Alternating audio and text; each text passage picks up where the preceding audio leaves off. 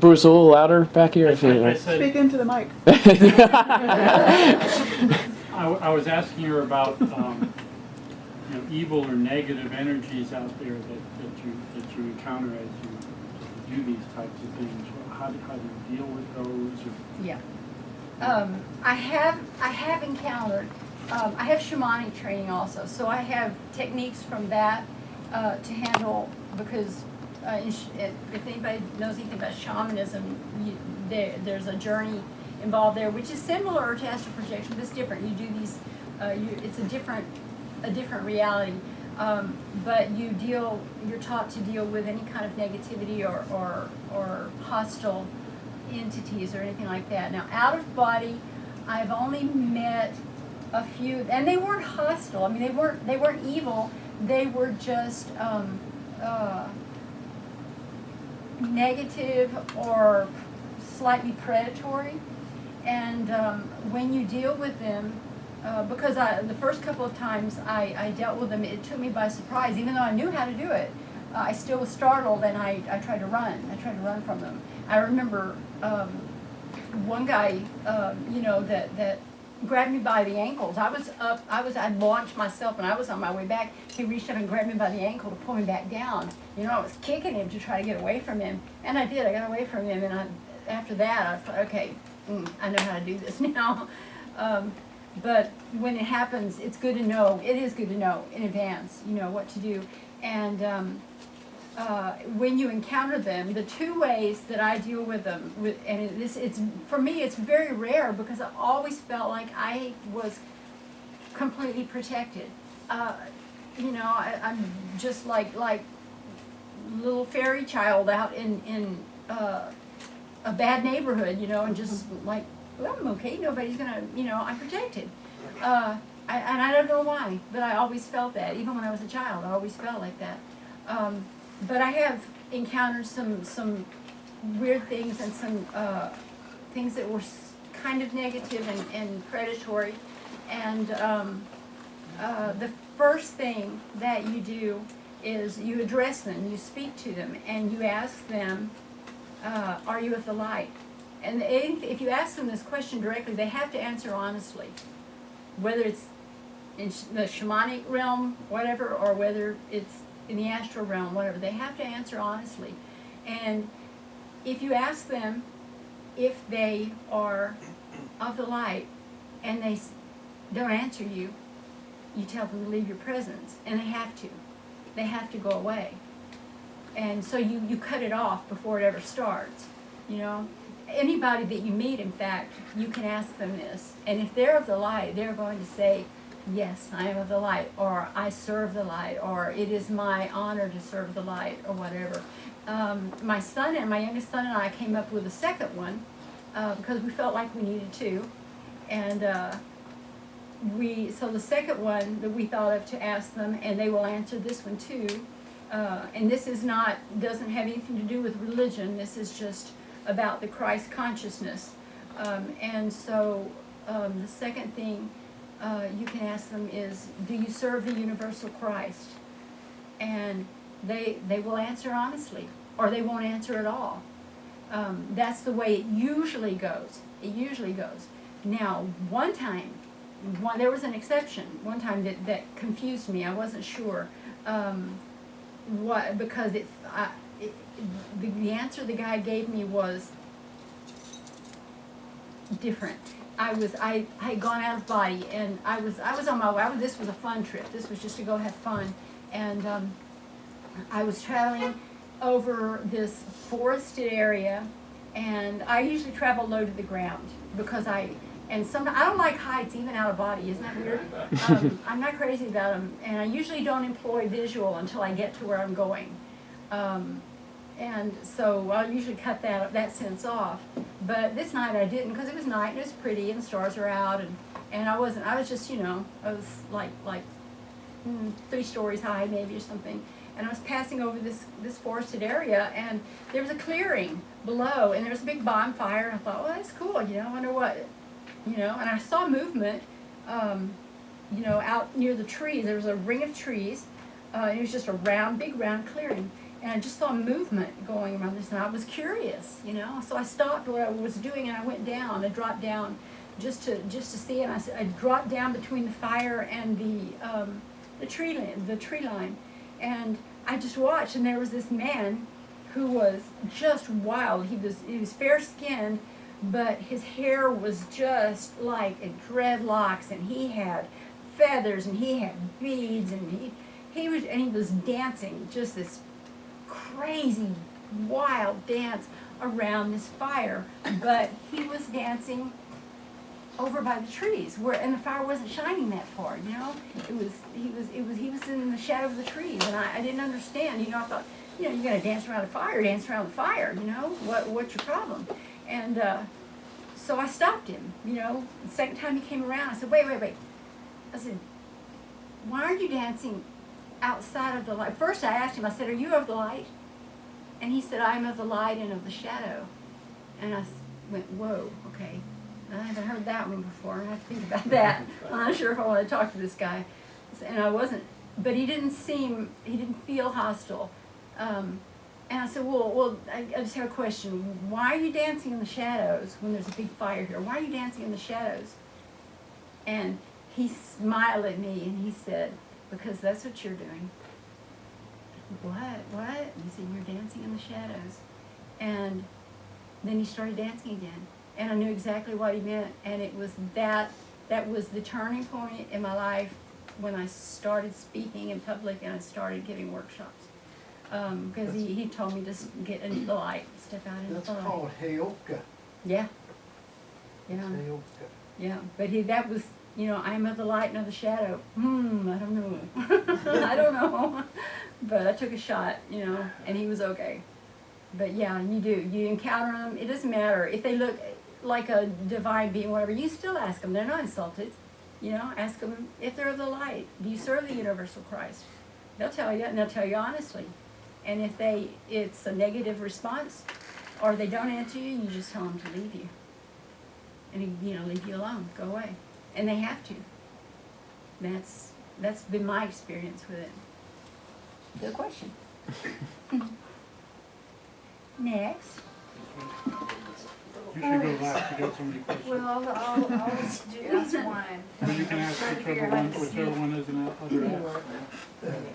So, I don't know if it was in one of the articles you wrote or your talk, the first radio show with Dick Supton, but you said it's that which comes after the astral projection that is often misunderstood, and I wondered what you meant by that. How did I word that? I'm not sure what you're referring to. Maybe I can always email you because I can't remember the rest of the paragraph. Yeah. And you talked about lucid living, and also I'm just really interested in the higher realms. You also referenced the knowledge that you can get from the higher realms, and it sounds like your thing is this, and this is like what you're supposed to be doing. But I was curious what you had to say. Well, there's a lot more. No, there's a lot more that I do. This is just all I had time to talk about tonight. There's a lot more that I do out there. One of my favorite things that I learned, and I think this might be in books, I don't know, but I didn't know about it until I had done it. But you can go to higher levels astrally, it requires effort, and it requires everything that you do out of body requires intense concentration. If you lose it, I call it astral ADD, because if you lose your focus, you're going to go over here, you're going to go over here, you wind up in somebody's closet or whatever. You have to hold that intent to get where you want to go. But on the higher planes, in the astral realms, in the higher realms, there's reality everywhere you stop. At every level, there's reality there. But you get as high as you can go. You can sit in on classes in schools in the astral in the higher realms. You can sit in, and you're never kicked out. I've never been booted from one class.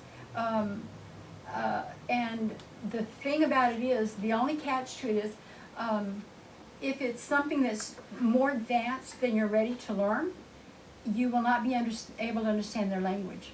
It'll sound like a foreign language to you. You will not understand anything. You can sit there through the whole class, and they'll never say a word to you, but you won't understand anything that's going on because it sounds like a foreign language.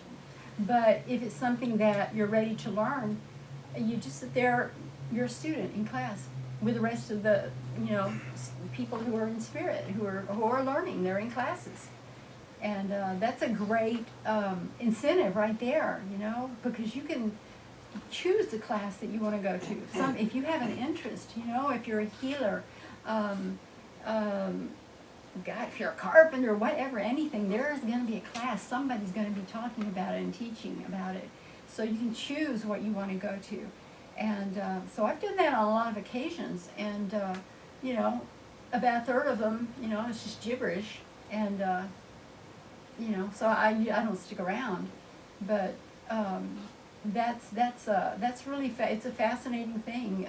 It's a way to learn. It almost feels like when you get back, it almost feels like something that just has entered you through osmosis or something, because you got it from a non-physical source, and you get it, you really get it, you understand it so clearly. And sometimes when you get back, it's a little hard to express what you have learned, because it is something that comes from a higher place, and it's kind of hard to translate it into a way that someone will understand here. Yeah, that's a thing that you can do, and I do it whenever I get the opportunity. I do that. Yeah. Thank you. You can have my question. The other question was, you mentioned the guides, one being a redhead, or did they ever introduce themselves, and did you have different ones? Did they introduce themselves, or was it just different guides, helpers that would show up for these tests? No, there are specific ones. There's a lot. Sometimes there are a bunch, but I'm a channel medium. I have never met astrally the two sources that I have channeled. I've never met them astrally, and but the red-haired lady, her name is Rowena, and I call her Ro. And she's very, very beautiful, translucent. Her skin is just it's just translucent. It's just, and she usually wears a green dress, a long green dress. And she's really beautiful, and she's, just young, just beautiful, with long red hair, just copper red hair. I usually, I don't usually ask names. I don't think of it, Sometimes I just, if I'm in their presence, it's awesome. It's just really awesome to just be in their presence and just sit quietly with them, not even say anything, and you're learning from them, But I did think to ask her name at one time, and that's what I got. So they will tell you their names if you ask them. They will. They don't. They've always told me, you don't have to have a name, But if you want one, here, you can call me this, you can call me, or you can make up a name. Thanks. Okay. I was wondering if you'd had any ET experiences, like when you were young, or even with the guides, if they were always human, or if they kind of looked a little different, or if you could just describe anything like Yeah, that. Okay. I have. Okay. I have had, my whole family has. In fact, it goes all the way back through my father's family, through several generations. Astrally, only a couple of times, and I initiated that, and I was actually told I wasn't supposed to be there. Go home, you're not supposed to be here. But there was something that I wanted to see, and I went, and when they told me to go, I went. I left. I was disturbed by some of the things that I saw, and I felt, because at one time I saw, along with the non-human looking beings, humans. They were humans. They weren't just human looking. They were humans, and they were military. And I was so depressed. After that, I felt like we were all betrayed. You know, we'd all been betrayed, and yeah. So I never looked for him again out of body, ever. Seen him in body. You're describing the Greys, is that? Yeah. Okay. Yeah. Well, not just Okay. others, but mainly those. Yeah. Thank Want to get back to camp? You got more here? Oh, well, you can keep going around. I want everyone to give you this Same thing, or I'll take it at the end. I'll ask a quick one. Let me go first. I've read Robert Bruce's book, you know, he talked about negative entities. He describes some of them as having like a parasitic quality to them. Have you stumbled across any ways of, you know, Yeah. cleansing Yeah, and yourself? they can have, and they can draw. They will try to draw energy from you, and you have to be prepared for that, because it's startling the first time. It startles you, even if you know it's a possibility. The first time always startles you. It's kind of like, even if you're trying to learn astral projection, and you plan, and you're doing all these exercises, it's always going to surprise you the first time it happens. It's always going to be a surprise, you know. So you better have your destination in mind, so that when you do get out, you go where you intend to go, because astral ADD sets in real quick if you don't have a destination. But yeah, I know what he means about the parasitic thing, and drawing energy from other people. It's like an energy vampire kind of thing.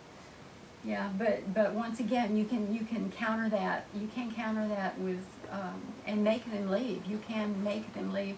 And before I really learned to make them leave, there were several times I think that I actually just cried out for help, you know, and people would come. The people that are usually with me would come close, you know, and they would disperse it. So, and like I said, I've just been fortunate, because I've always felt protected. And I think, I don't know if I thought that should be common. But I've read since, you know, I've read other people's experiences, and they've had bad experiences. And I thought, you know, maybe I've just been really, really fortunate. But I expect them to be there. And they are. They are there. They're always there. And you know, sometimes they'll even let me encounter something that, like I said, they've created scenarios for me that were terrifying. And then there's things that I just blundered into myself, you know, and they let me wrestle with it for a little bit, and then they stepped in and stopped it, you know. But they were always there. They were always there. So I guess that I've been fortunate. But I really think that everybody we all have our guides, and they know what we're doing, and they know if we're going out of body, you know, they're gonna help, they're there to help you, you know. So I've always felt very protected, and I don't encounter much of that. I just don't. I have seen it though, I have encountered it, but not often. Would you like to ask a question? Oh, no thanks. Juice. Susan, I was wondering if you ever, does anybody ever ask, or can you find out outside in the astral realm, anywhere, when you can find out when you're going to pass from this world on? Because I always wondered about Robert Monroe, if he knew when he was going to go. And if you did know, would you want to know? If I did know, If somebody could tell you out there, would I you? don't think so. I don't think so. I like surprises. You know, I mean, I wait till Christmas morning. I like surprises. I don't think I would want to know. It might change the way that I did things, and I think that for me, it's just, you know, to put one foot in front of the other and not worry about what's down the road. As long as I'm putting one foot in front of the other, I'm okay. So I wouldn't want to know. I don't know if you could ask. I don't know if you would be told, because I don't really think that it's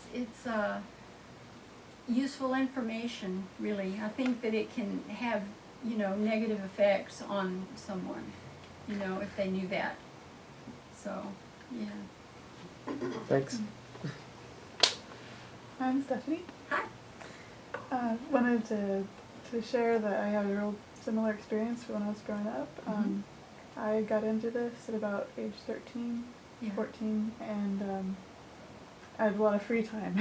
Yeah. and I could sleep in a lot, and that's what I needed. So I found resources online and did the exercises, and my world changed. Yeah. I was an atheist before, and I'm New Age now, I guess. Yeah. And so my guide started bringing me stuff. Yeah.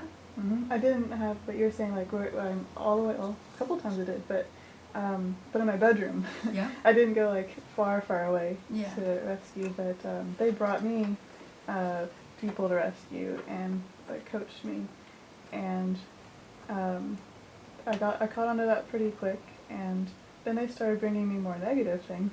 Mm-hmm. And to the point ones that they don't care to hear what you have to say, and they're not Yeah. interested in going anywhere.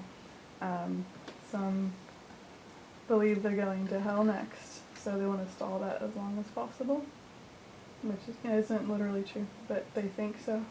Yeah. And so they taught me ways to deal with those. And so I'm not as nice as you. Well, I've had to fight things off before that take the form of animals, or sort of half animal, half reptile, half animal, half fish or something. And in the beginning, this was early on, and it happened several times. And I remember I would panic and I would fight them. I would fight in, just this big giant fish face thing or giant worm looking thing or whatever. I remember one time I was out of body and I was trying so hard to get away from this thing that looked to me like, it looked like a giant worm. And I was, I had my arms around it, and it was trying to pull me, and I was trying to just squeeze it to death or something, I didn't know what to do, and the only thing I could think of to do was bite it, because it was just, you think in terms of your physical body still, because it still feels like, so similar to your physical body, so I bit it, I just, as hard as I could, and whatever blood or juice or whatever was in it, I could feel it, in my mouth. And as soon as I did that, as soon as I bit it, I just was instantly shot back into my body. And as soon as I did and got back into my body, I could still taste this in my mouth. And I just instinctively leaned over the side of the bed and spit on the floor to get it out of my mouth. It was that unpalatable and that real. And I have a friend who was a regular astral traveler, and we saw each other a couple of times out of body, and until he quit doing it. And he had a similar experience too, and he said he did the very same thing. He was fighting something, that was all he could think of to do, was bite it, and he said just had to, hang over the bed and spit it out, I guess you're making me feel very lucky that I wasn't actually out of body for a lot of these. I was like in bed in kind of that semi-state, and I can like see in my imagination almost. Yeah. I would look for the source energy. So if there's some weird monster-ish looking thing, it's usually like, well, there's this form, and that in dreams you can be the camera, right? And you can watch yourself. Yeah. So there are people that go around. They're really over there in the corner, but they're projecting themselves as over here. Yeah. And there's this little, 5-year-old boy. So I've had lots of neat stuff. I really enjoyed hearing what you had to say. Reminded me of a lot of stuff too. Thank you. Yeah. As I progressed, they were starting to teach me different stuff, and college was looming, and I lost interest actually for a while, and so I want to get back into it now. I wanted to ask, what are some concepts that might be like next in line? For you, do you still project? I haven't in a long time. But I would, like if you meditate, or even if you just say your prayers, say prayer anytime, just sit quietly by yourself and say, okay, I'm ready now. I wasn't ready before, I'm ready now. I'm blocked by my need to be productive in the Yeah. physical world. Yeah, I would just offer yourself, say, I'm ready to take up where I left off. Uh-huh. If you can use me, use me. Mhm. Yeah. I had a neat dream where my guides switched out. Okay, you're done with that part. You need someone new now. Yeah, and that's common too. And it's not that he's gone away, it's just that he's not necessary right now. You're learning something from a different one. Mm-hmm. Yeah, because they all have their areas of expertise. And at different times in your life, a different one's going to come forward. Yeah. Yeah. The last thing was something about a higher level of intuitive logic. And I was kind of lost on that one, but yeah, I want to get back into it. What are some ideas or things that that I have to look forward to as far as things to learn? As far as what? Things to learn. Oh, you mean here or There. Whatever you're interested in, if you get out of body and you want to go to a school and learn something in one of the classes, know it before you go out of body. Have that idea, that class in mind, and hold it. You've been out of body, and if you've intentionally gone places, you know how hard you have to hold on to that idea to get there. Mm-hmm. Hold on to that idea and go to that class. I would take class there, and whatever you're interested in, whatever that you feel like you can't get here, ask for it there, and go to those. Try to find a class and sit in on it. And even if you don't project, you might start writing your dreams down, because if you ask for it, you're still going to receive. Even if you're not projecting, you are still going to receive in some way what you're asking for. That's been happening actually. Yeah, so record your dreams. And a quick question is, what's the longest out-of-body experience you've ever had? The longest that I've timed and actually looked at a clock on my way out and on the way back in was 2.5 hours. Nice. Thank you. When you were doing these accidents and going to the scene and helping these people onto the light, did you ever encounter an intercession where the person would have been killed or died, but there was an intercession by either yourself or your guides? Yeah, there was. That's one of the things that I was going to talk about, that I don't know if this is in books. I don't think it is. I've never read anything about this. And I don't know what made me do it. Nobody told me to do it. Nobody taught me to do it. I just knew how to do it. It was a very bizarre thing. And I've only done it a few times. And I will only do it in a dire emergency when I know someone. I just feel certain that someone is supposed to live, and they're in immediate danger of dying. And that's only happened a few times. And once, and I call it body sitting. That's my term for it. The first time I did it was I had gone to an accident scene on a dock somewhere. It was a very nice dock, this big offshore boats and beautiful boats, not a little fishing dock. And some kind of accident occurred, and there was a young man lying on the dock, and he was bleeding out.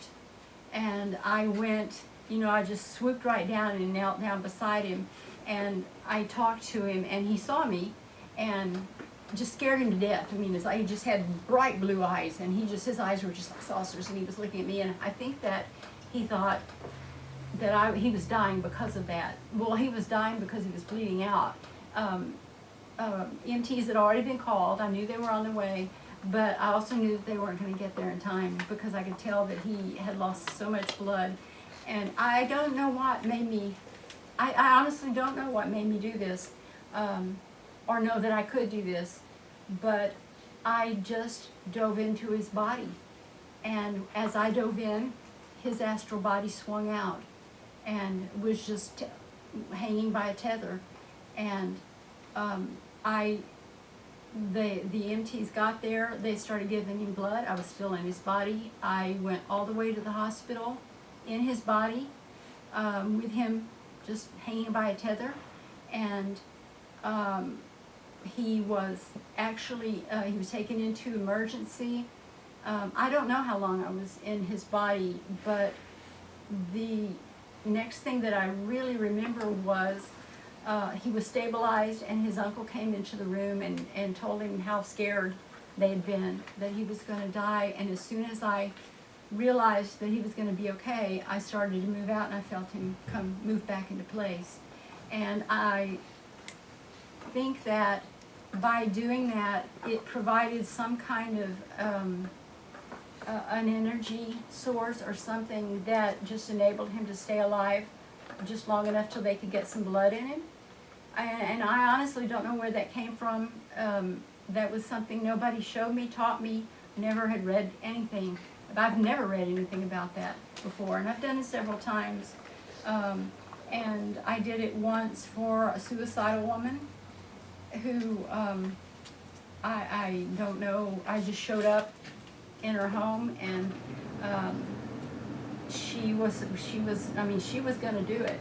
She was suicidal, she had children, she had a husband, her mother-in-law lived with her. They had this red brick home. I remember the details are it's like it was yesterday. And she was gonna do it. And I just made an agreement with her soul or whatever, and I said, I will come into your body and you can just swing out and rest as long as you need to, because time means nothing, like when you're out of body anyway. So in her time, I was there for almost 2 weeks in her time, and I would never do that again in a situation like that. It was the dreariest. Her husband was verbally abusive. They had no relationship whatsoever. Wasn't the least bit interested in her. Her mother-in-law was verbally abusive. Her children were just out of control. The house was colorless and drab, and I was so depressed when I got back to my own body that I swore I'd never do that again. But I've done it about 3 times. And but when she came back in, I think that it felt to me like she had rested and been out long enough that she was going to be able to hold on, to hold her ground and stand her ground or whatever, and that she wouldn't try it again. But I knew she was supposed to live. But these 2 weeks they weren't in your time, No. though? No, in my time it was actually about 2 hours. Okay. Yeah. It's not a fun thing. It was okay, for somebody that's like in an emergency situation, they're bleeding out or whatever. But in that case, it was very depressing. It was extremely depressing. I was depressed when I got back in my body. It took me a while to get over that, and I realized, I stayed too long. Probably shouldn't have done it at all.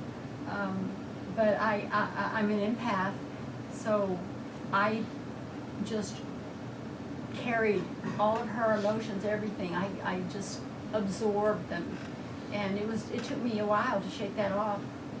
And so in that situation, I don't know that I would ever do that again for a suicidal person. I think I would just let them go ahead and do what they were going to do. But when I saw her children, and I thought, no, not, you had children, It was just a split-second decision, and I regretted it. So, but that's what body sitting is. Is that in any books? Has anybody ever read anything about it? Robert Monroe's, he writes that he used to inhabit another man's who had a family's body for a long period of time throughout. I don't know if it was months. Do you remember this?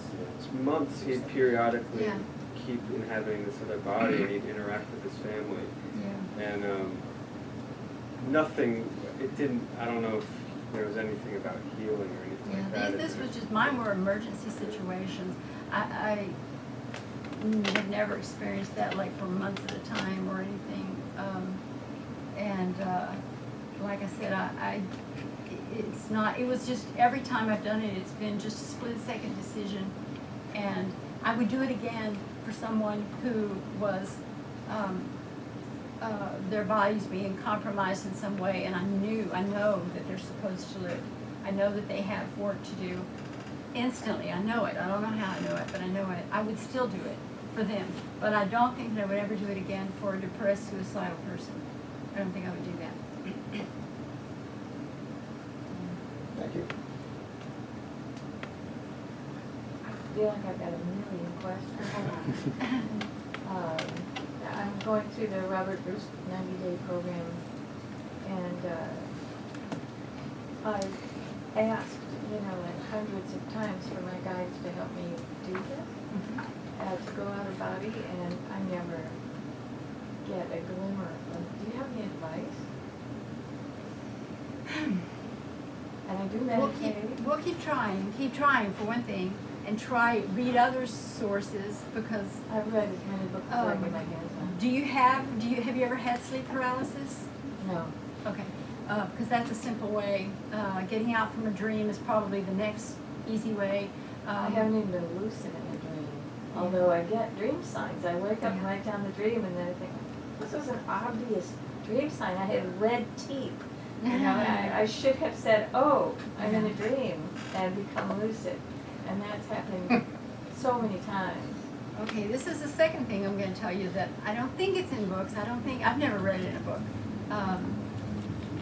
If you know somebody who is skilled at astral projection and they will agree to do it, they can pull you out of body. They can pull you out. Did anybody know that? Done. Pull them out. And the way I learned this was really, I never knew, until somebody pulled me out of body. I'm not sure who they were. It was somebody that had to change their form before I recognized them, probably from another lifetime. But they did pull me out. I just laid down, and I sleep like Billy Munster, I just lay there. And they just reached down and grabbed my hands, and just whoosh, I was out. And it was a very long, just curving journey until I just, landed very lightly on the edge of a lake. And there was a man standing in front of me, and he said, do you know me? And I said, no, I don't. And what am I doing here? And he just morphed, and he was Native American then. And I still couldn't tell you who he was, but at the time, I said, no, I know you. I know who you are. And it was a very wonderful experience. And so when I came back, I thought, I don't know if he was spirit or if he was physical, but I'm going to try it just in case. So I decided to start with my best friend. I told her about it. She said, well, let's try it. We have to try that, because I've never been out of body. I want to try. So I said, okay, I have your permission, right? Because you always ask permission before you do it. Right. Yeah. And she said, yes. And I said, okay. And I guess I didn't really think that we were going to be able to coordinate it so that we actually did it. So we never really decided on a destination beforehand. And I went and tried a couple of times, and I would pull her up, and she would just sag back into her body. If they're really, really sleepy, or like physically exhausted, that's what's going to happen if you let go of them. They're going to plop right back into their body. But I kept trying, and after about 3 months, I finally pulled her out of the body, and it was like, what now? What do you want to do? Well, what do you want to do? And so we took off. We just took off, and I was holding her hand, and the next thing we knew, and this is embarrassing, but we wound up in an Neiman Marcus store in the middle of the night. In the middle of the night, absolutely. Could be worse places. In the middle of the night in a Neiman Marcus store, No credit and card. we got in the store and she said, well, I want to look for linens. I know they have a sale. I know they have a linen sale. And I said, well, I don't shop at Neiman Marcus. I don't even know what level. I don't know where it would be. And there was a night watchman. There was a guard who was coming down an escalator, or standing on the escalator or something. And so I just flew up to him and I just asked him, this was a physical man. And you can speak to people, and when you're out of body, you can speak to them. And they will answer you telepathically. They will stop what they're doing and stare. And I never interrupt a stare. I'll never interrupt a stare since then. And I won't let anybody interrupt me when I'm staring because I'm never sure. He says, it may just be a stare or they may be communicating with somebody. And but I said, could you tell me where the linens that are on sale are kept? And he told me, they were down like a floor or two, like on the bottom floor, or so he told me where they were, and we went down. So we're going around, looking at this, and that's all we did was look at linens. And then I took her back. I left her, let her just sag back into her body, and I came back in my body, and I woke up. I just went right back to my body and woke up instantly. I woke my husband up and I said, we did it, and I'm not going to call her. She's going to have to call me, and ask me, because if she doesn't remember it, it's not worth anything anyway. And so the next morning she called me and she said, did we do it? Did you do it? I mean, she said, did we do that last night? And I said, tell me what you remember. Because I'd already told my husband all the details. And I said, tell me what you remember. And she remembered everything, every detail. And she said, who was the guy on the stairs? And I said, it was the night watchman. That was the guy that told us where the linens were. And she remembered it so clearly. She remembered it. And so we've done it. I pulled her out several times. And, we had a plan after that. But you can do that.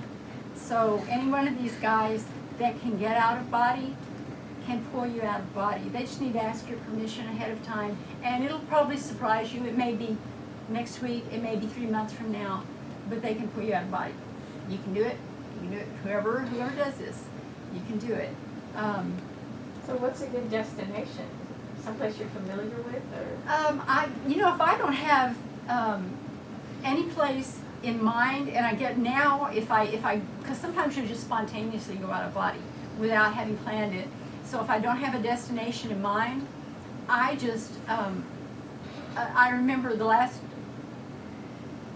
time this happened, and I've been doing this for years, and it always takes me to someplace very, very beautiful in nature.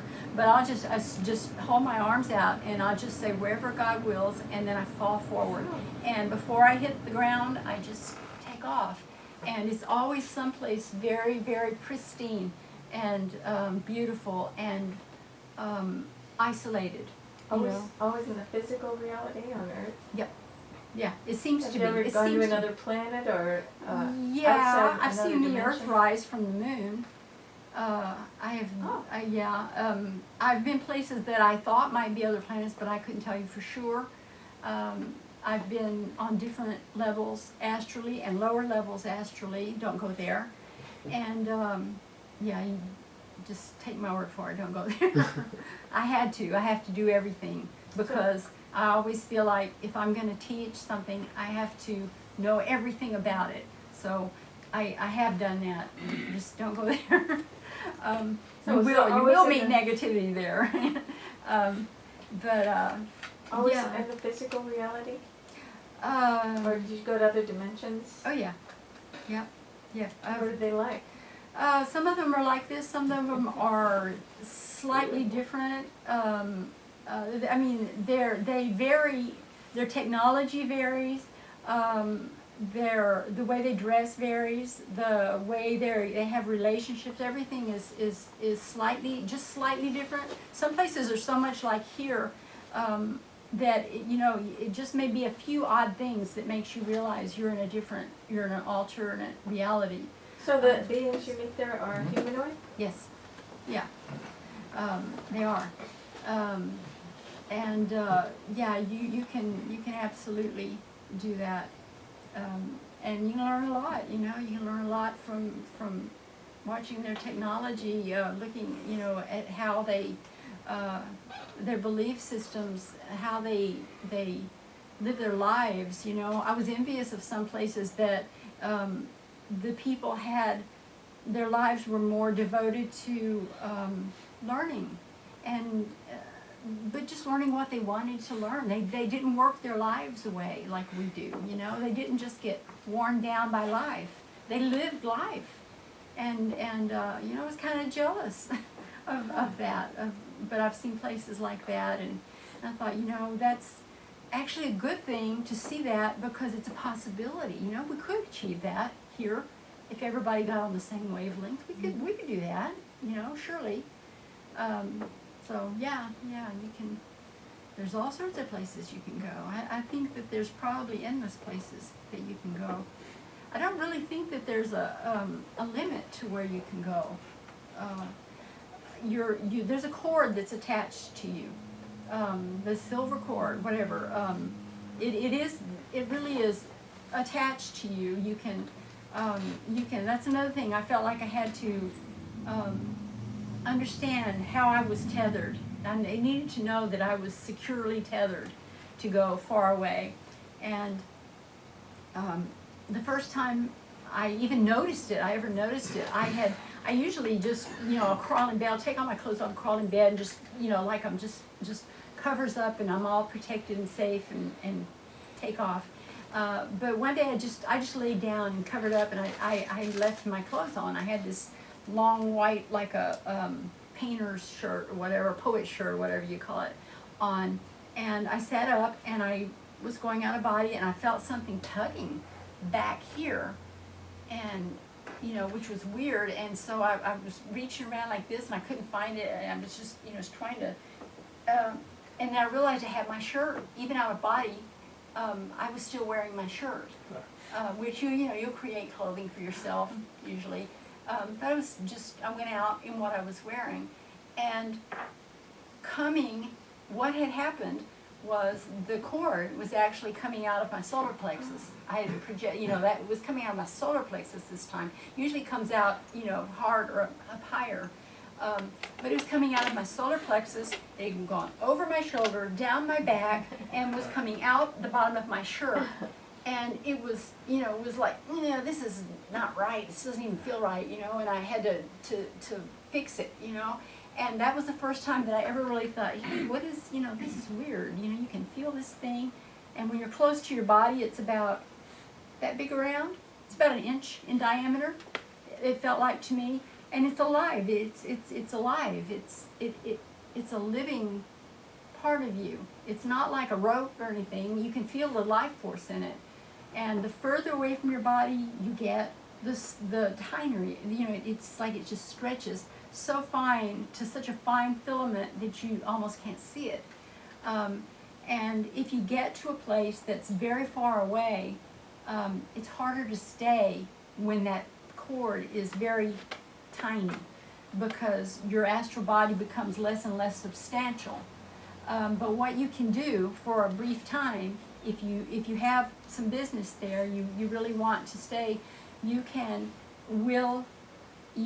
call, I don't know how to explain this, but you call energy from your body, your physical body, through that cord, and it makes your astral body more substantial for a while. You can't maintain it for a really long time.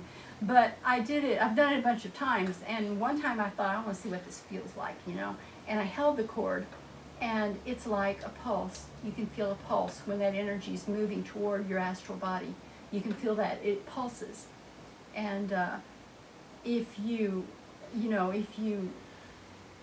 and like I said, you can maintain your position then, or wherever you are, for a little bit longer, because you have a little bit more of a substantial body. And I've never found a limit to it. I don't know if there is a limit to it. Yeah. Thank you. You're welcome. I want Bob? to thank you too for that. I was going to say real quick, it's 9 o'clock. So I don't know, when it has to be closed up here. I don't want to keep We're good. Does Okay. anybody need to leave? Feel Mhm. free if you do. I may have to, so excuse me if I just get up and go. Oh, sure. Yeah, That's if you need to leave. yeah. These usually go on a little longer. We're Yeah. fine So. going until everyone has a chance. And, Okay. but yeah, I wanted to thank you. I'm enjoying your perspective. I feel like, I'm glad that you're teaching because you have a natural ability for Thank it. you. I had a couple questions. One is, you've mentioned your family several times, and I'm just curious about, it sounds like your husband and your kids, they just accept this and it's part of your life almost with them? How does Well, I that taught work? my husband how to do it, so he's had several out-of-body experiences. And the first time, I did tell him how important it was to have a destination, but he didn't believe me. And I don't think he thought he would really get out anyway, but he did one night, had no destination, and it really scared him. Because he said he wound up, it felt like he was in a cave and couldn't find his way out after traveling for a long distance. And it was a little scary, but it was exhilarating too, because he was lucid and he was out. And I've pulled him out of body before too. But when the first time I pulled him out of body, he does some really hard manual work underwater, really, and he was exhausted the day that I pulled him out. He'd laid down to take a nap, and I thought, oh, this would be a good time. So I just laid down beside him, and I got out and I pulled him out, and I just thought, well, we'll just fly over the bay, we'll just fly over the bay. And I was holding his hand and saying, isn't this cool, isn't this fun? This was before he'd ever gone out of body. And I'd look over at him, and he was looking around, and I thought, okay, well, he's out now. And I let his hand go, and just instantly he was pulled right back into his body. He didn't remember it at all. He was too tired. And if someone's that physically exhausted just the physically exhausted, it's hard to get them out and keep them out. If you let go of them, they go back. I've found that with working men more than anybody. It's just, maybe they need to be a little more well rested. But he's had several out of body experiences, and both my children have. My youngest one more than the older one. That's great that you're able to share it so easily with them. That doesn't freak them out. My other question was, you mentioned being an empath, and it seems like you've had so many experiences that are very emotional, and some that would be terrifying for people. It just seems like it would be so difficult taking on all of these emotions. And how do you handle that? Is it just something you've learned to? I don't always handle it. I've experienced depression. Real depression on multiple times in my life, which I attribute to it. And it's just something that I have to shake off. Sometimes it takes a while, and I just, I'll go completely off the internet, television, everything. I just have to not have any kind of input, no input, for a while. So it's hard. Empaths, you have to experience it to know what it's like. It's hard. It's hard to walk through a grocery store. I've kind of been taught by people. The founder of the School of Metaphysics, Daniel Condren. I talked to him about it one time. He said, "Well, you need to do this. You need to do this, and you'll be able to make it through the stores and stuff." If you need to go in, but mainly, my husband buys groceries half the time because I don't even want to go in the stores. I usually shop online. I buy clothes online, and I try to avoid really crowded places where, just like a store or something like that. If I have a purpose, I'm okay. But if it's just walking through a crowded place and everybody's going about their business. It's hard. It's a difficult thing because you're just picking up stuff from everybody, and a lot of it's fine and pleasant, and they're in good moods, and a lot of it's dark and it's sad and it's angry, and I've just had to leave. I just had to leave the stores before and just go to my car and sit. I don't. It's not pleasant. I see. It's yeah. helpful. It's helpful when you want to help someone. If you're doing a reading or something, you know, that's a really handy tool to be able to feel what they're feeling. And it's not just people; it's trees. And if it is alive, you feel what it feels. And animals, everything. You know, I can't go to a dog pound. I can't go into an animal shelter. I can't. I donate to them, but I cannot go into one. I can't. I just can't. I have a friend who's an empath, and yeah, he's told me about some of the techniques he's had to develop to Yeah. kind of protect himself at times. Yeah, and there's ways, you know, there's things you can, if you have the time, you can sit like this and kind of block things, but people think you're weird if you do it in public. But, you know, you can create, you can visualize like this pink gold energy surrounding yourself, and that really that's a good barricade, but you have to maintain it the whole time you're there, and if you let it slip, you know, you let your guard down, and so it all comes in again. Thank you. Oh, just last quick question. You mentioned you've kept really good records over the years. Have you written a book or thought about it, or are you? Or No, I'm supposed to be writing a book right now. I've been writing a book for years. I have a lot of things written, and I have a couple of chapters that I started writing, and it. I was telling someone earlier, it seemed too autobiographical. I never wanted to write any kind of thing that was anything biographical about myself, because to me that's just boring. Because it's like there's two lives. There's the normal life, you know, and it's just the everyday. It's like everybody everybody has a life. Who wants to read about, you know, my ordinary life? The experiences, that's what I want to write about. That's the thing. So I'm figuring out how to just tell the stories in that kind of form. I see. Yeah, So- and there are some good examples, because there's quite a few books similar in some ways. Yeah. And like a couple of years ago, we had Jürgen Ziva, who's living outside of London, and we did a Skype here with him. But he wrote a really nice book where he just mainly is talking about his experiences while he's out, and then after each little description of the experience, he describes what he learned from that experience, Yeah. and that's really nice because then the reader can get. See, that's more along the lines of what I would prefer to do. Yeah. And then there's other avenues I could go down to that I can't get into tonight, but because it's not all about astral projection with me, but I would rather just tell the stories, and yeah. Yeah, I think people would get a lot out of that. Thank you. Yes.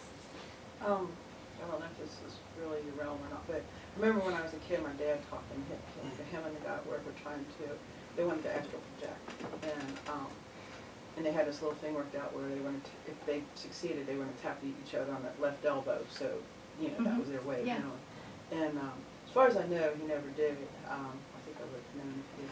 But that and some stuff you were saying earlier about different lives and stuff, and I guess contacting people who've already passed, you can do that? Okay, so I guess, so when I started getting into this, you know, I kind of thought, oh, my dad might be excited to know that, and, you know, I was like, okay, Dad, if you want to contact me, and so I don't feel like I've ever had any contact from him, but I was kind of wondering though too, like, if you go to different lives, can you, I mean, then you would be preoccupied in that life, right? All of you doesn't go into the life, though. Not 100% of you, your spirit incarnates. Part of you stays in spirit. Our physical bodies could not house our complete spirit. It would just burn it up. So there's always your part of you is still home. Part of you is still there. So that's how, you know, they can do that. And if you can astral project, this is a little more difficult, but you can actually go to visit them. And that's an undertaking. You know, that requires the fiercest concentration you will ever have to muster out of body, because I don't know why, but I just had the idea, you know, after my aunt passed away, probably 12 years, 13 years ago. We talked about it for a few months before she passed away, and she promised that she would let us know. She would come back and give us signs, let us know. And good God, I mean, 5 minutes after she passed away, she was already doing things, you know, that were unmistakable. But after, and I told her, I said, I want information, you know, I want you to feed me information, because I'm going to give this to other people. So I want to know what your life is like. I want to know if you're going to school. I want to know what you do, how you socialize. I want to tell me everything, you know, because I've forgotten. We've all forgotten, you know. We come in here with amnesia. And so, and she did. She did give me a lot of stuff in dreams that were very, very good lucid dreams that I got some wonderful information from her. And then after a year, about a year and a half, you know, I wasn't hearing from her, wasn't feeling her around or anything. So I got out of body one day, and I thought, I'm going to go see Evelyn. And I held that, and I mean, I had to try it several times, but I did finally make it to her, and plopped down beside her on this beautiful green hill with a lake. Just this, you know, just bucolic little scene, and just startled her, you know. She looked at me and she said, "What are you doing? Why are you here? Why are you here?" And she was so cute. She died in her mid-60s, you know, of cancer. And, but she, you know, she couldn't have been a day over 30 when I saw her. She just had the cutest little pixie haircut, and she was just saying, I said, well, I haven't heard from you, so I came to see what, you know, what you're up to, and what's going on, and what your life is like. I said, so what are you doing? And she said, well, I'm building a house right now. I said, are you serious? And she said, yeah. And she said, and she pointed, you know, over by the lake, and there were people actually working on this humongous house that was just big enough to house probably 50 people easily. It was huge. And I said, why? I mean, why is it so big? And she said, well, yeah, I thought about it, and she said, I thought when, you know, whoever passes in the family, as they pass away, they can stay with me until they, you know, decide where they need to be or where they're supposed to be. They can just come and stay with me, and which is exactly something she would do. You know, she was that kind of person.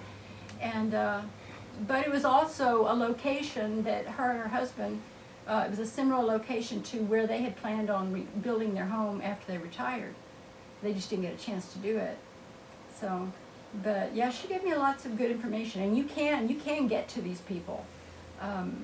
It requires a lot of effort, a fierce concentration. You cannot waver at all, and it may, you know, it's one of those things that could take you months and months to finally accomplish it. It's like time travel. You can, you know, it took me. I was perplexed by time travel for the longest time. You know, can I do this? Can it? Is it? There's no time, so I surely. And I finally, you know, I practiced. I tried for months and months, and all it was, the only block to time travel, because time isn't even real. So the only block was in my head, thinking that I was traveling to another time, when you're really not. You know, and when I finally got that, I understood that, and I really snapped to it. Time is no barrier. Time is, you know, out of body. It doesn't matter, you know. You want to go back 2,000 years? Go back 2,000 years. I don't go forward. I've only gone forward a couple of times because I'm not interested. I don't really want to know, because the future is so malleable. You know, it's plastic. It's like it's not formed yet, and a single thought can change it. So even if you see something, it's not necessarily how it's going to turn out. So it's not really useful information for me. But I do go back to the past a lot. I've spent a lot of time hovering over battlefields. And don't ask me why, because I am a pacifist. I hate war. I do. I think it's obsolete. It's barbaric. And it's, you know, it's. I can't believe we haven't stopped this already. But I have spent so much time out of body hovering over battlefields all the way back through time. And I don't know why. And I don't know why. For some reason, the Civil War holds the greatest interest for me, and I couldn't tell you which battle it was because there's no sign that says Gettysburg or anything. You know, you're over.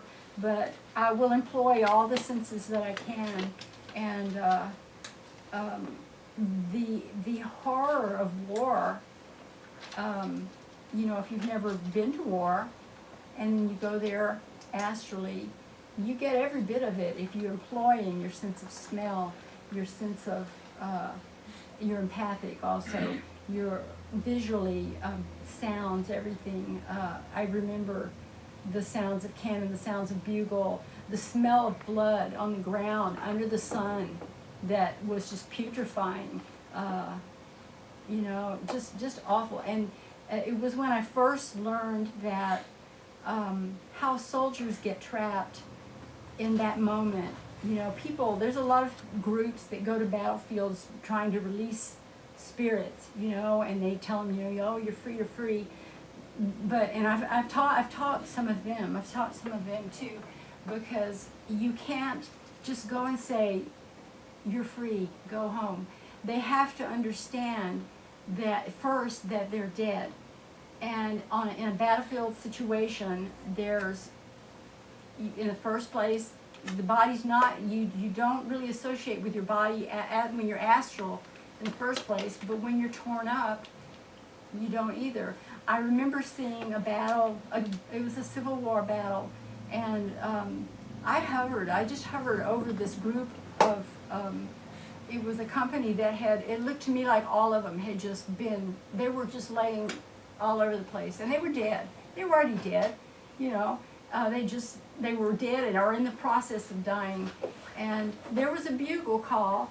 The battle had actually moved on beyond this tree line and moved on from where they were. You know, it was like it was just, they were, one side was pushing the other side back. And there was a bugle call in the distance, and I don't know what bugle calls mean, but apparently, this bugle call was a call to reform and advance. And I watched every one of them sit up and stand up out of their bodies, fall into rank, you know, into just a file, just like they would have, and march right back into that battle. And they're, you know, it sounds really sad, like they're just stuck in time and they're repeating this thing over and over. But they're not. They're not stuck in time. They're stuck in a moment, because there is no time. So no time has passed for them. They just don't understand that they've passed away.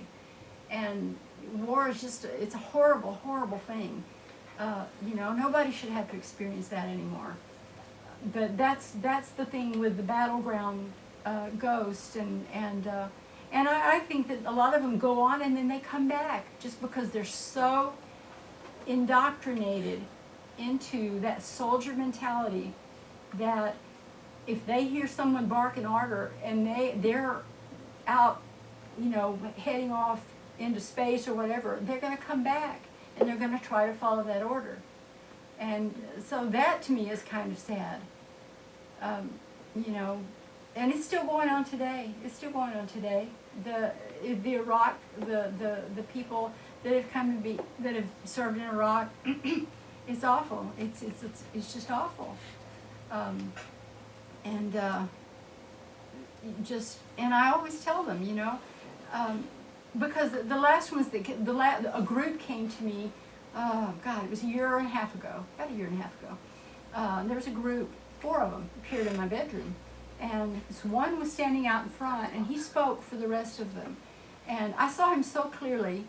I described him to my husband the next day and said, you know, I wish that I could know who some of these people were, because if I ever saw a picture of this guy, I would know him. I would know him, because he just had these Keanu Reeves eyes, you know, I would know him. And here they're standing here in full combat gear with their guns, still with their guns.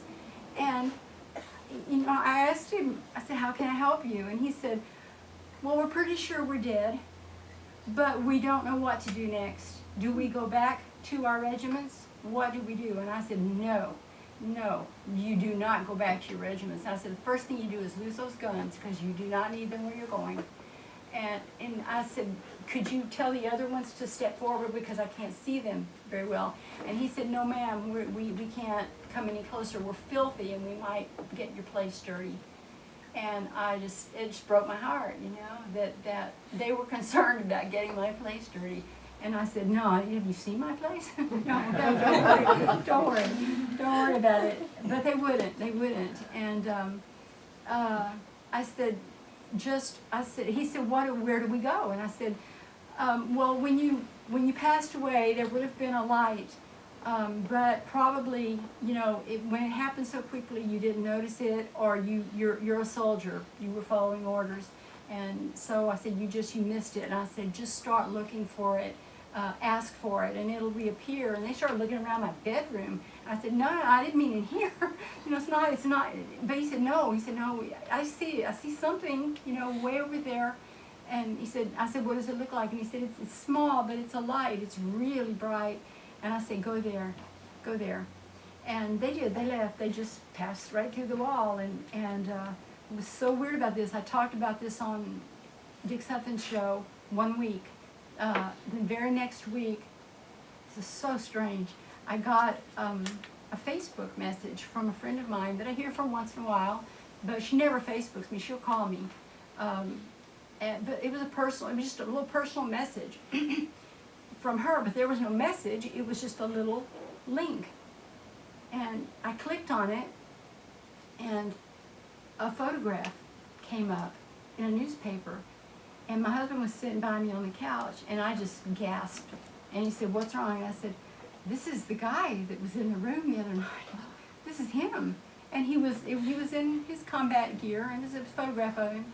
And it was a man from George West or Three Rivers, I can't remember, who had passed away. His name was Clovis Ray. And that was him.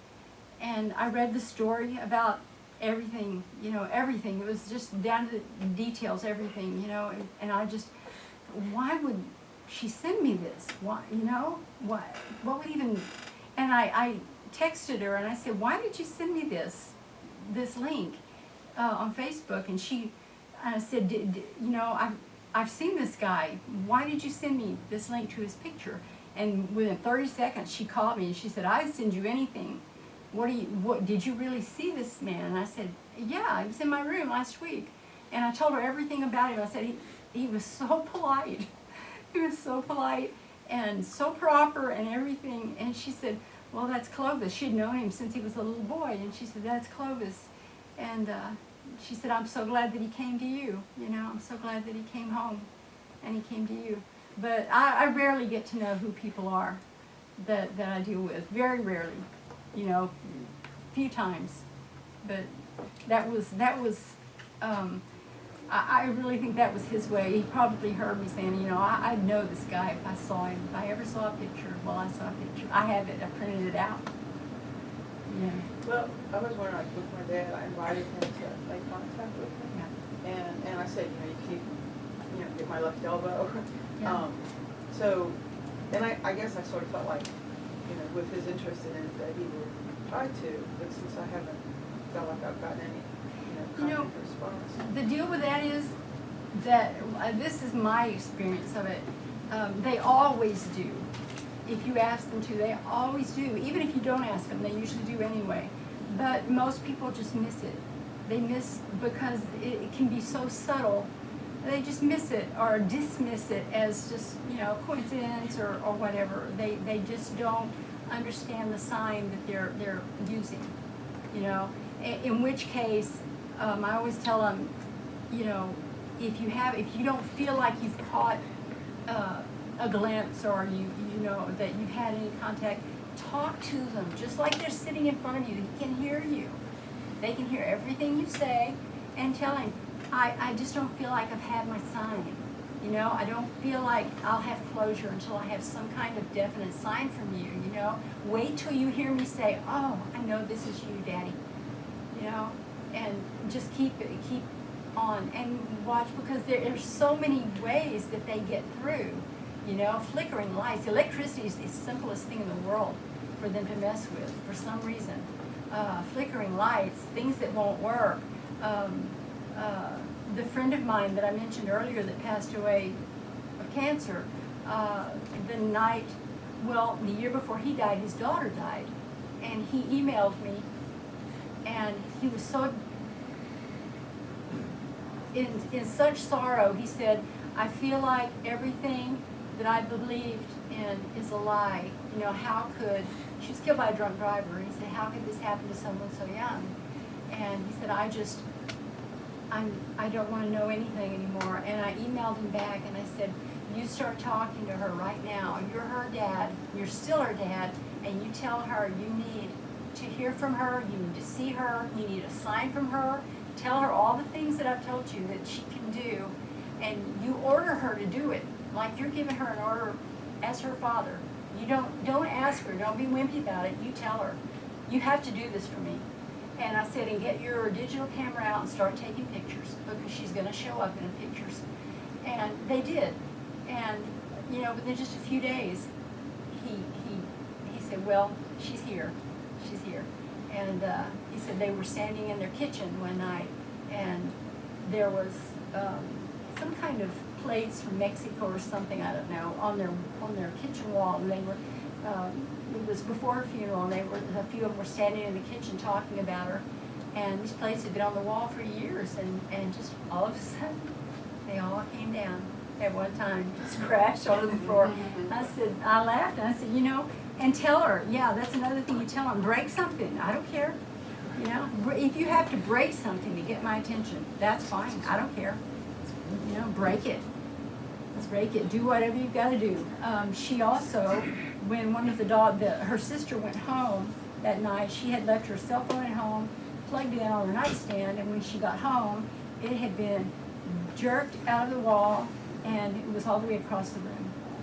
And you know, but I tell them, I said, you don't mess around with them. You tell them to do it. Don't ask them to do it. You tell them you have to have this. You know, and they will do it. They will do it. My ceiling light in my bedroom, the cord, I pulled it and it broke off like up inside, so I can turn the fan off and on with the switch, but I can't turn the light off. So I've been using a flashlight to read at night. Yeah. And it's really good, little powerful flashlight, but all of a sudden it's been flickering, you know, going off and on it. So Yeah. now that you said that, maybe that's. Yeah, very, very possibly. A lot of people, I mean, I've done walkthroughs in old buildings and things before for people. That's not what I normally do, but I've done it in some historic buildings and stuff where I've been asked to. And I'll take the meters and all that stuff. And electricity, yeah, and a lot of ghost hunters use flashlights for that, you know. But they can manipulate electrical appliances. They can. I don't really know how it works, but it does. But sometimes, like I said, if you think you haven't had some kind of a sign, it's either they haven't, you know, because it depends on their circumstances before they die. They may just go home and rest. You know, they may need some kind of rehabilitation or something when they get back. They may have experienced trauma or something. So maybe it's just going to take them a little while, but mostly it's just you're missing it. They're just missing in the signs because they're just too subtle. You know? Yeah. But I'll guarantee you, he's been around and he's let you know some things.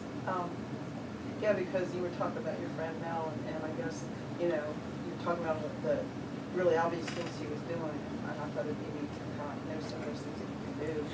Yeah. That helped that we had 3 years to go over all of this stuff, and he was a diligent student.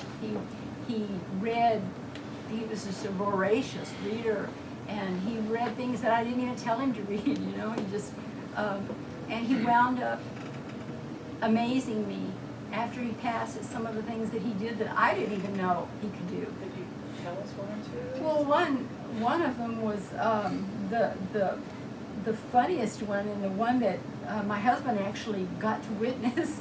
I was at my computer. I have a laptop, and I was using it one night, and I was writing. I was trying to work on my website, and the cursor just started. You know, I didn't have a mouse. I was just using a little touchpad, and the cursor just took off by itself, and it was going and zinging all over the page. It was pulling down menus, and you know, I put my hands off, and I was saying, "Whoa!" You know, because I've already fried 2 laptops, and electrical stuff is I have a problem with electrical stuff myself, and really I go through cell phones like nobody's business. Well, I messed up today, but the cursor was just going crazy, and you know, I just okay, you know, I just let it do what it was going to do, and you know, after a minute or so it stopped, and I could use it again, and then it would start again, and just hands off and let it do whatever, and I didn't think anything about it. It didn't even dawn on me. That's what I'm saying. It can be something so simple, it just goes right past you. You don't even notice it. And I told my husband about it the next day, because I did it again the next day, but he didn't see it that day. And he said, maybe it's Mel. And I went, yeah, maybe it is Mel. I don't know why I didn't think of that, you know. I said, I never taught him that. And so that night, the third night, I was sitting at my computer, and my husband had taken a shower, and he had just come back into the living room, and it was just going all over the place. And I said, come here, look at this, watch this, watch this. And he sat down and he said, I had never seen anything like that in my life. And he said, it's just weird. Because it was pulling down menus, and it was like it was looking for something. And so I just said, Mel, what are you looking for? You know, what are you looking for? And the cursor went over to the right. I've got a Mac. The address book, the icons are on the right side, and it hovered over the address book. And I said, okay, you want me to open the address book? I'll open the address book. So I opened it, and it was, you know, like started with the B's, I think. And I said, okay, it's open. It's on machine. What now? And so the cursor's moving all over the place again. And I said, you want me to scroll down? You know, the cursor starts moving again. And so I started scrolling down. And just one name after another, you know, and it was still moving, still moving, still moving. And it would let me scroll, and then it would move and move. And when I finally got his name, came up on the screen with his address, his email address, and that cursor went over and stopped right over his address and name. And I said, hi, Mel. And he said, I didn't teach you that. So I said, now you can teach me a thing or two, you know. Come back and teach me some things. Then I got together with his family when we scattered his ashes, and his stepdaughters told me, this was so weird because they told me before I told them about this, they said, you know, we've been having this weird thing with our cell phones, and it's, you know, and we dream about, you know, somebody trying to text us on our cell phones. And she said, and then just last night, she said, I had this dream that Mel was standing there, and he was holding his cell phone, and he was trying to text his wife, send her a text. And I said, she asked him, what's the matter, Mel? What, you know, in the dream? And he said, oh, I'm trying to get Kathy a message, but I can't get it to send. And she said, well, I don't know what to do. And he said, well, would you tell Susan that I'm trying to get a message to Kathy? And then right after that is when my keyboard started this thing, like what he was trying to do. So he was trying, and he was trying in a way that he was familiar with. He was trying to use a cell phone. You know, it's weird how these things work. But he's been spectacular.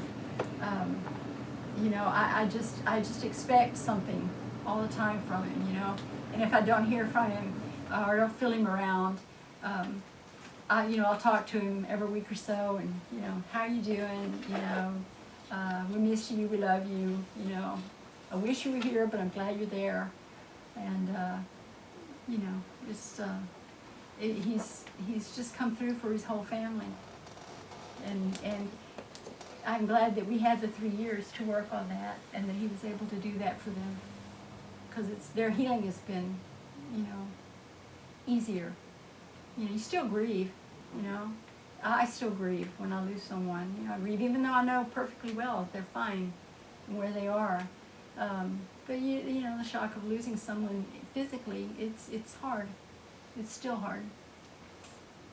Thank you very much, and thank you for being here. And You're welcome. staying longer too. Oh, I don't mind. Oh, It's really? too late. I just want to say thank you. I've gotten a lot. You're A lot welcome. out of this. I You're welcome. appreciate it. Yeah. One of my friends' dad passed away maybe 10 years ago or so. And she told me that before he told her that he was going to bring him money. And so years had gone by, and I don't think it was until maybe last year or 2 years ago, she all of a sudden started finding change, coins everywhere. To the point where it was scary. Yeah. Because it seemed impossible. She was a teacher, Yeah. she'd be at school, she'd turn around and talk to a student, and she'd look back and there was a pile of real physical change Yeah. on her desk. They can do that. And she went into her I car don't know, once, but they can. and in the car, you know, where you have that side thing, I put CDs in there, you know, Yeah. whatever you put, the entire thing was full of pennies. Yeah. And so I'm wondering if you had noticed that, and I have, yeah. where are these pennies coming from? I don't know how they do it, but they can do it. They can do it, and they can send flowers and butterflies and just, I don't think that there's a limit really to what they can do. I don't understand how they do it, but I know that they do it, and that's good enough for me. I guess it plays into that nothing is really, this is all just information in Yeah. the physical world. Yeah. Think of gold coins. I guess if you're trying to learn astral projection, what's a really good book to get started with? Journeys Out of the Body is a good book. Like I said, I didn't know anything. I didn't read any books until I was in my 20s. I didn't even, you know, I live in the boonies, you know, back where you go to the library before computers and everything, you know, and there's nothing there. But Journeys Out of the Body is I thought that was a groundbreaking book. I really did. And he did a really good job of putting it across so you can easily understand it. Robert Bruce's book is good. It's as big as an encyclopedia. You know, it is pretty good, and I like it. I like the book. But the Journeys Out of the Body for sure.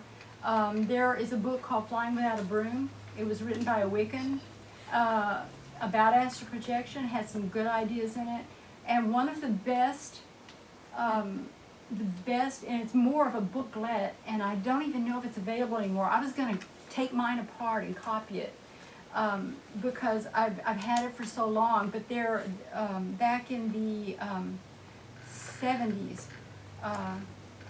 I joined this, it was a modern day mystery school called Astara. It was, and they were teaching ancient mysteries, and they would send you stuff by mail if you couldn't come out to California where they were, and they sent these 2 booklets at a time, and they were always on a different subject, and I kept one on Kundalini, and I kept the one that they called Soul Travel. And it had things in it that I've never read in other books. And I don't know if you can even get it anymore. But one day I was in Whole Life Books before they closed, and they had a table in the back, and it was piled with the Star booklets. And I dug through that, and I found, I picked up one copy of that one and one copy of Kundalini, so I could, you know, have them for my kids, have them to take the classes, new copies, right? And I was back in Austin 2 weeks later. The table was gone, and I asked them, I said, what happened to all the Astara booklets? And they had no idea what I was talking about. They didn't remember them being there. They didn't know anything about them. They were $1 a piece. And if you can get it, it's called Soul Travel. And How do it you is spell Astara?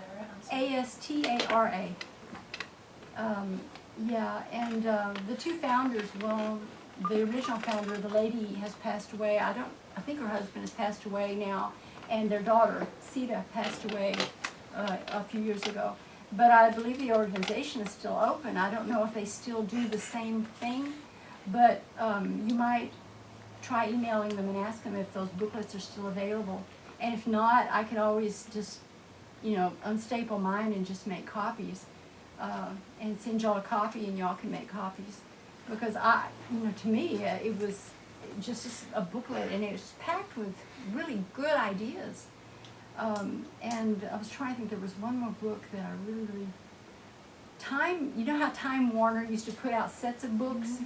They had this one on all kinds of psychic or metaphysical things, and one of them was called Psychic Voyages, I think, what it was called.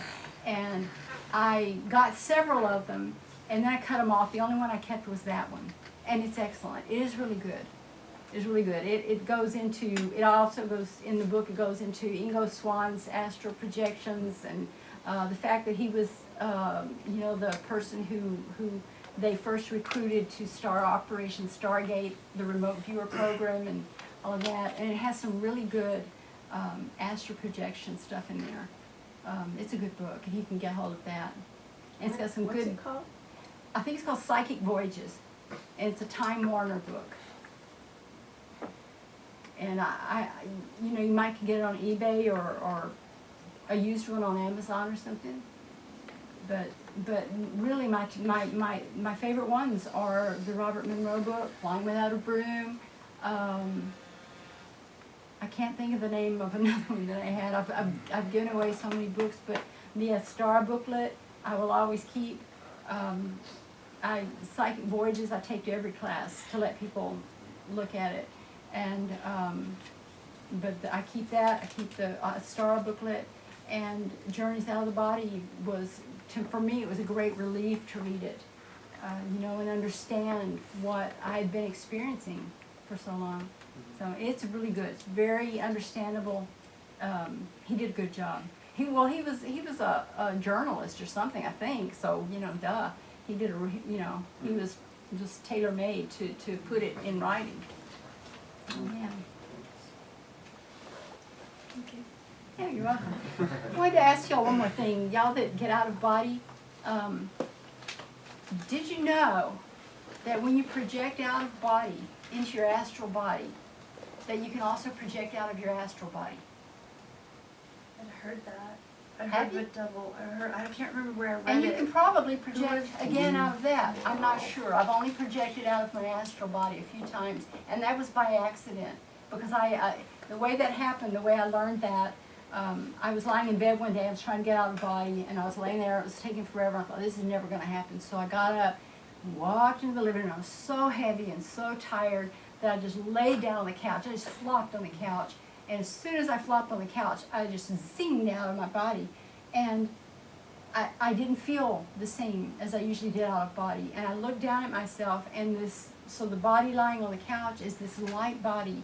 It's translucent, and so I went back to the bedroom, and there's my physical body. And well, what am I in? And I call it the Tinkerbell body, because it's like you're a little point of light, and it's so much. It moves faster than your astral body. It's more graceful than your astral body, even though your astral body is immensely graceful. This is even more graceful, and it's like you think something, or you think of a place and you're there, and you don't even feel the travel. You're just there, and that's how that one works. Yeah, but I would never have known that had I just thought I couldn't get out. I was already out. I got up and walked into the living room out of body, laid that body on the couch, and then popped out of that one. And so that's an interesting thing that I'd never read in books. I didn't know if anybody had I don't know ever where I heard it. A couple of our recent speakers, in particular, I think William Buellman, when he did his presentation, he talked about going out from your astral body. Yeah. And then also what he described as the point of light, to him that was kind of at this point is his favorite experience, as though it's like getting beyond the body more into just a spiritual realm. Oh, I was delighted. I was just delighted by it. I really felt like Tinkerbell. And, it's just like, I'm here hovering, and I thought, well, the corner of the living, all of a sudden I'm there, I'm in the corner. I didn't have to travel there. It's just like I thought of it and I'm there. I think I'm over here and I'm here. But then I don't feel the travel. When you're in your astral body and you're traveling, you almost always feel the movement, you feel the travel, the sense of traveling. But this one is just like you think of a place and you're there. You just thought of it, boom, you're there. It's just like teleportation. Robert Monroe talks about it too, maybe in his later book. Yeah. He sheds his second one. Yeah, he'll like roll out and then roll Right. out a couple of times. The one book I heard that same thing mentioned, I think the author is Albert Taylor, I think, again. So, yeah, so anyway, Okay. it's very interesting you brought that up, and it's one of the few actual projection books I've read. So. I don't know if I'm Yeah. not even familiar with that. Yeah. Yeah. I've, Do you need I've more heard like of secret stuff to tell us? I told you about time travel, and it's quite possible. You can go back and visit your own relatives. You can go back in your own life to an earlier time in your life. And what I've done is, because if you're a mother, this is really good for mothers because you don't appreciate while you're in the intensity of raising children how precious that is, and then all of a sudden they're gone.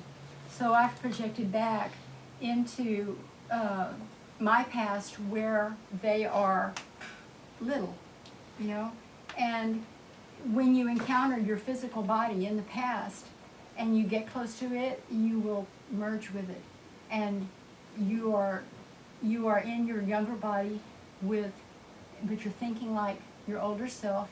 And I would pick my children up and hug them and I had my youngest son weighed 9 pounds when he was born. 16 pounds when he was 2 months old. He's skinny as a rail now, but he was heavy, and I had to go to the chiropractor a lot.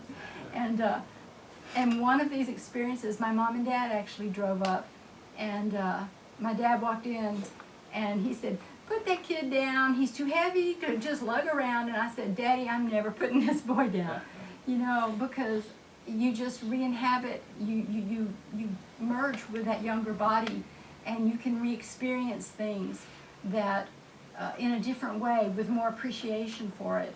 And I always say you can't maybe you can't change the past, but I know from experience that you can tweak it, and the changes show up when you get back. That's what I wanted to ask you when you Yes. brought all that up. Yeah. Because I've been thinking about, studying about the Akashic records, but just barely. And if you can go back without having to access the Akashic records through astral, what you're describing, to heal yourself, or to intercept before something. Yeah, you can tweak it. You can make minor changes. I don't know how big a change you can make, because all of our reality is collective, and so it's there's input from so many, from family members and all this stuff. But on a small, in a small way, you can tweak it.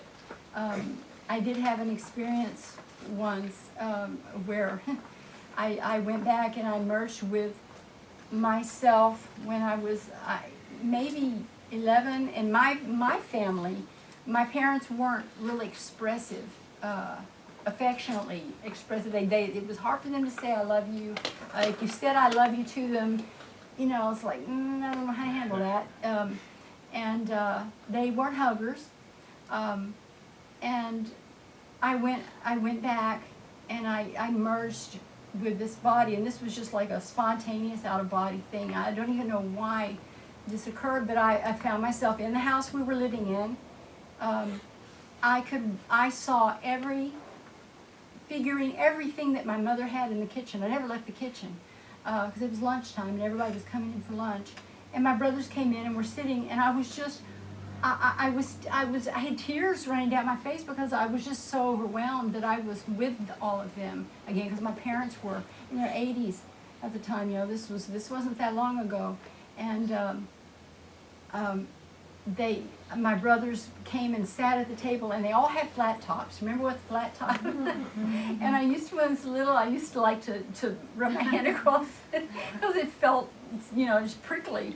And I reached out and rubbed my middle brother's head, and I was looking at my older brother Mike, and I just, I can't remember what I asked him. I think I said, am I really here? You know, is this really happening? And he said, what is wrong with you? And I said, and I was crying, I mean, I was crying, and I said, I just love you guys so much. I just love you. And my mother was outside the clothesline, and Mike yelled at her, and he said, Mom, Sue's acting weird again. And my mom came in, and my mom came through the back door, and my 80-something-year-old mom was now in her 30s. And I looked at her, and I went, Mama, you were so pretty, you know, and I didn't remember that, how pretty she was. And then my dad came in, and he said something silly, and he was young, and it was just, it lasted about 30 minutes in that time. And when I came back, I was just so in awe. I just sat for about an hour and just reflected on it. And I told my husband about it when he came home. I'm fixing to tear up. But I told my husband about it when he came home, and how moving that was.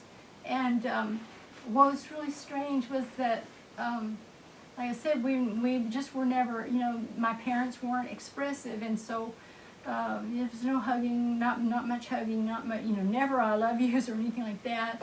And that evening, my middle brother called, who's kind of just, you know, always, you know, come to see him maybe once or twice a year. And just out of the blue, he called, and well, I said, well, hey, you know, what's going on? You know, I haven't heard from you in a while. And he said, I've been thinking. And he said, you know, we're getting older. And he said, we just don't say I love you. We never tell each other how we feel, and you never know what's going to happen. He said, I just want to tell you I love you. And it just, you know, I went, oh my God, you know, this is the same day that this happened with me. It changed. It changed us. And all of us, now, we don't get off the phone or leave each other without a hug and I love you, ever, anymore. We just don't. And it was because of that, I believe that it was because of that one day.